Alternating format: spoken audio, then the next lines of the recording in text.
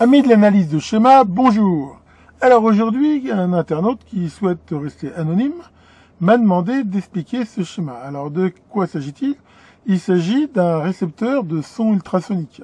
Par définition, l'oreille humaine ne peut pas entendre les sons au-delà de 15-20 kHz à peu près.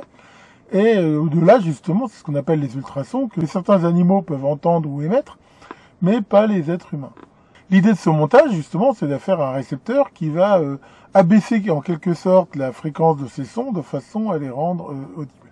Alors, je ne sais pas d'où vient ce schéma, il n'y a pas de source, donc d'après ce que j'ai vu, on le trouve un peu partout sur Internet, mais enfin bon. Donc là, ce qui est sûr, c'est que c'est pas un schéma de sirop, hein. Moi je ne fais que l'expliquer. Alors, comment il est constitué?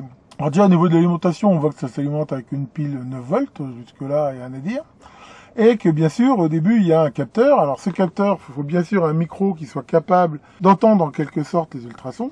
Et là, l'idée, c'est de prendre un tweeter piézoélectrique qui est réversible. Je rappelle que ces tweeters piézo, par définition, montent justement très très haut en fréquence. Je pense qu'on pourrait peut-être aussi essayer avec un capteur d'ultrasons, bien que souvent ils sont conçus pour généralement réagir réellement qu'à une certaine fréquence. Là, je pense qu'en effet, prendre un tweeter piézo, ça peut le faire. Donc ce tweeter est branché ici et on peut voir là deux étages d'amplificateurs très classiques, de transistors montés en émetteurs communs, polarisés avec un système qu'on appelle généralement l'autopolarisation, qui consiste à faire passer un certain courant dans la base en prenant la source dans le collecteur. Alors ce genre de montage, je l'avais déjà dit, a l'avantage de s'auto-stabiliser en quelque sorte. Parce qu'on comprend que si à un moment donné le courant a tendance à augmenter, ça va baisser ici le potentiel des collecteurs, ce qui va automatiquement faire baisser le courant de base et vice versa. Donc ce genre de polarisation fait généralement qu'on arrive à un point de fonctionnement qui, s'il est bien calculé, positionne la tension ici au niveau du collecteur, dans l'idéal au milieu de la tension d'alimentation. Enfin là, je veux dire, c'est pas très précis, mais je veux dire à un niveau tel qu'on se garde une excursion suffisante. Donc là, il n'y a pas besoin de mettre un condensateur en entrée dans la mesure où les capteurs piézo ne laissent pas passer le courant continu. Donc ce premier étage va déjà donner un certain gain. Derrière là, on retrouve justement ce condensateur pour couper la composante continue. Et on se retrouve ici avec un étage complètement identique qui va donc réamplifier encore le signal. Donc là, on va avoir le signal ultrasonore, enfin le son, à un niveau assez élevé. Le principe ici pour baisser la fréquence, c'est le même principe de changement de fréquence qu'on va trouver dans les récepteurs super hétérodynes, qui, je vous le rappelle, je vous renvoie sur ma vidéo sur le sujet, consiste à mélanger deux fréquences, et quand on fait ça, on va se retrouver en sortie avec une fréquence qui est la somme des deux fréquences en entrée, ou la différence. Et là, bien sûr, ce qui nous intéresse, c'est la différence. Donc là, pour ce faire, on va utiliser un oscillateur, et pour faire cet oscillateur, a été choisi ici un circuit intégré de légende, qui est le 567. Je pense qu'un jour, je ferai une vidéo dédiée à ce circuit-là, qui est un circuit qui est beaucoup utilisé. C'est ce qu'on appelle un tone décodeur. Un circuit qui intègre dedans un oscillateur et une PLL, un décodeur en quadrature, qui permet, généralement, son but, normalement, c'est de détecter une fréquence. Par exemple, si je veux détecter la fréquence de 5 kHz, en calculant bien les composants, j'aurai un signal logique quand le signal d'entrée sera de 5 kHz. Mais ici, on le détourne un petit peu de son usage en utilisant, on va dire, que l'oscillateur, que l'on rend réglable ici grâce à cette résistance-là. Et on va se retrouver ici avec un signal périodique, une fréquence qui a été bien sûr calculée pour que la différence entre cette fréquence-là et la fréquence des ultrasons, tombe dans le domaine audible. Et donc, on pourra le régler justement grâce à ce potentiomètre-là de façon à essayer d'entendre quelque chose. Alors bien sûr, une fois que c'est ça, il va falloir le mélanger et le détecter. Pour faire ça, je rappelle qu'il faut faire le produit des deux fréquences.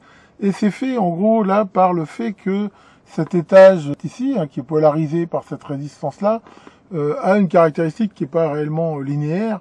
Et c'est ça qui va faire justement ce produit des fréquences de façon à justement avoir cette somme et cette différence. Donc c'est ce mode ici qui va jouer ce rôle, on va dire, de mélangeur. Et à ce point-là, on retrouvera la différence et la somme des fréquences, sachant que la somme, comme elle est très haute, elle sera même sans doute au-delà de la bande passante de cet ampli-là. Donc on n'en parle pas et ne passera que la différence qui, elle, va être justement audible. Donc là, on a ce réglage du volume. Et ici, un autre circuit de légende qui lui aussi mériterait bien une vidéo, qui est le LM386, qui est un petit boîtier qui permet de faire un petit amplificateur BF, qui permet de piloter soit un petit haut-parleur, soit des casques, et qu'on retrouve ici. C'est un composant, ce circuit-là, qui, avec un minimum de composants externes, permet de faire un petit ampli de qualité. Donc voilà comment ça fonctionne. Donc si on câble ça, c'est assez facile après à mettre en route.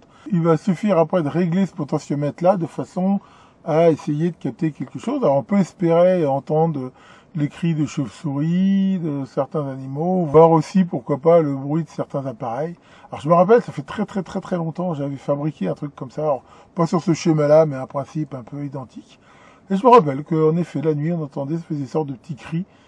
C'était les chauves-souris qui chassaient les insectes. Voilà pour cette petite explication qui, j'espère, vous aura intéressé. Bon, alors nous, on sort de cette foutue tempête où, contrairement à d'autres, faut pas se plaindre, on n'a pas eu vraiment de problème. On a eu une coupure de courant qui a duré quasiment toute la nuit.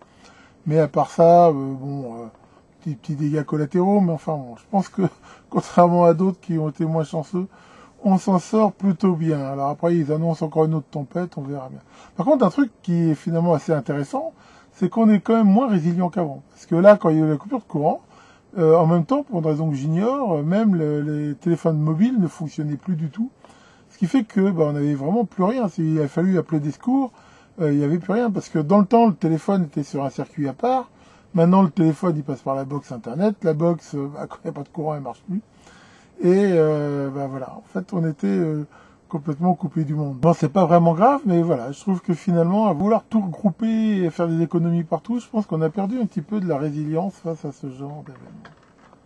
Tiens Maurice, ça va mon pote? Tu voulais me poser une question? Ah ouais, c'est quoi ta question? Si je pouvais coucher avec une femme célèbre, vivante ou morte, laquelle je choisirais? La vivante, y a pas photo. Quelle question. Que Éole, le dieu des vents, vous fasse pas trop de dégâts, et à très bientôt pour de nouvelles vidéos.